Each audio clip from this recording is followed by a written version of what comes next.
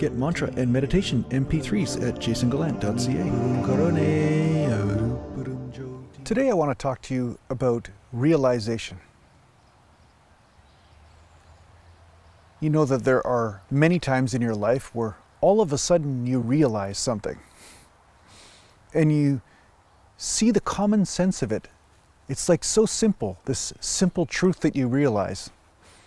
Whether it's something that has to do with tying your shoes or just a normal day-to-day running of life, but there are these realizations or eureka moments that hit you over the head like a sledgehammer.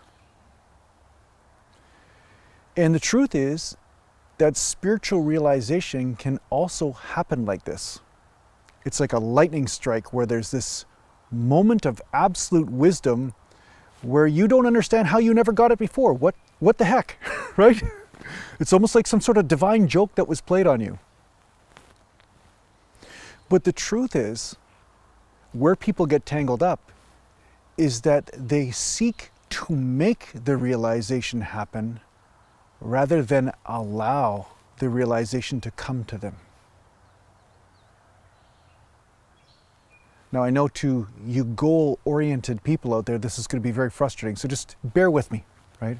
I'm not saying you're doing everything wrong. I'm just going to say that sometimes your mind is so busy looking outwards that it forgets to stop looking altogether. And not looking is more where realization begins, instead of using the mind and the five senses and a think, therefore I am type of scenario. Looking outwards has to do with the grand illusion. That's why in the satsang circles they would say, who is looking? Quest after that.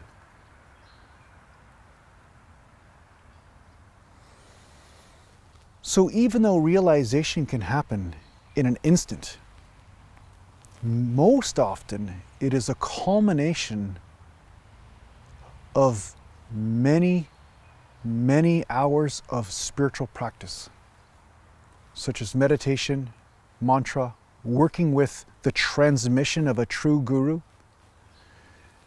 After a while, when you are immersed in this energy of truth, something happens. And you won't know when it's going to happen. It just happens on its own accord as long as you are open consistently to the truth that you are.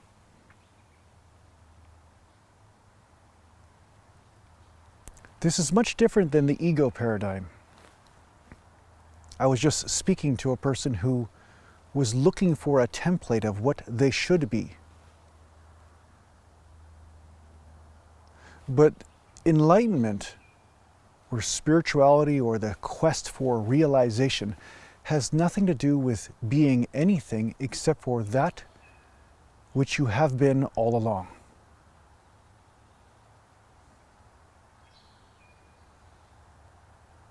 It's the divine experience before mind began. That's why they say it's the source of who you are. It's before you even had the thought of I.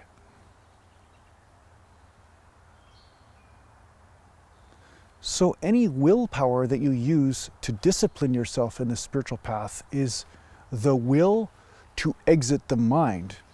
But the exiting of the mind happens, funny enough, when you use your will to surrender all will, to surrender the need to control, the need to understand, the need to experience one thing or another.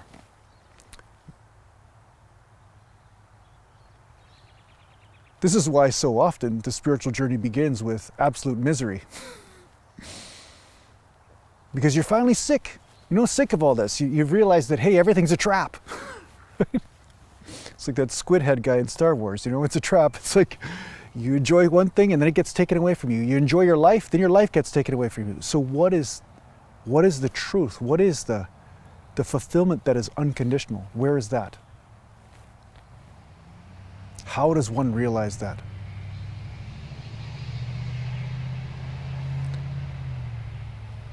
A good place to start is through surrendering your own conditions.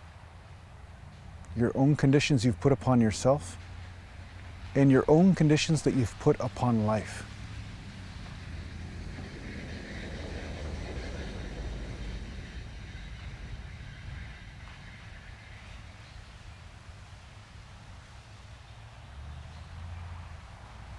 By surrendering conditions, you're surrendering the mind's control over that which cannot be controlled. It only gives you the promise that all of life can be controlled.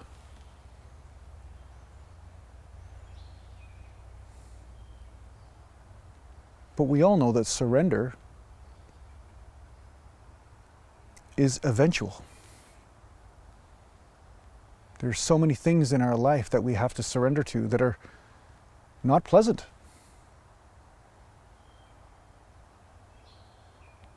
But if you surrender to the unpleasantness and realize that it is only temporary, then something grander is given to you.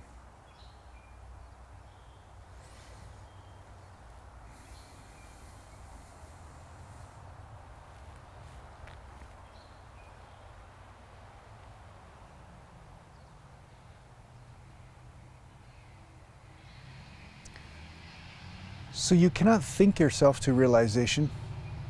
You cannot get an answer through a couple words, at least not in normal day-to-day life. There have been very great gurus who have transmitted the realization to a student who is ready.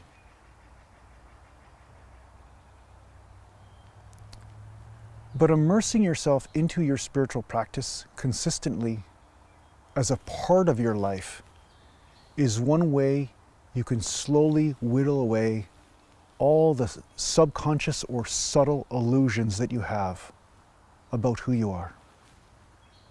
They fall away and you don't even notice. And one day you wake up and you look in the mirror and you're like, wow, I'm experiencing this whole moment way differently than I ever have before.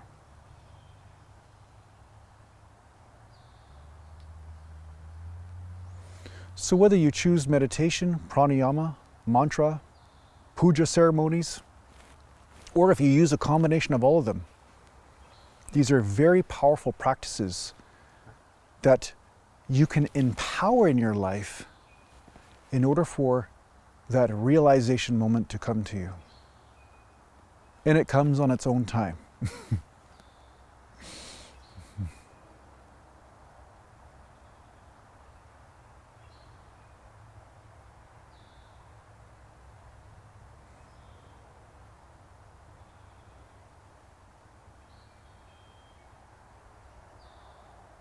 In the end, don't try to be anything in particular.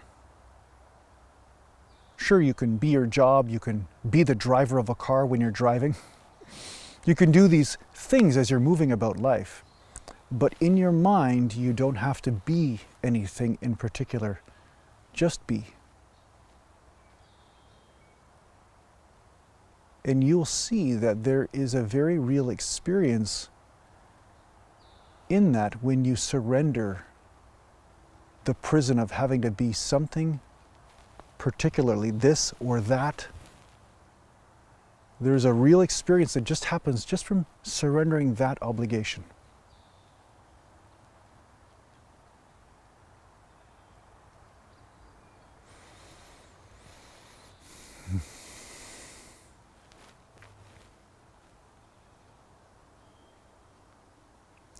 So I hope this helps you on your spiritual journey. Take care for now.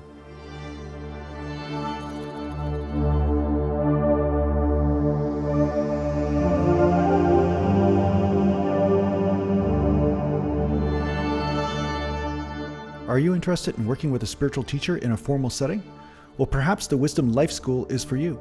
If you're interested in checking out what the Wisdom Life School is all about, just go to aratima.com.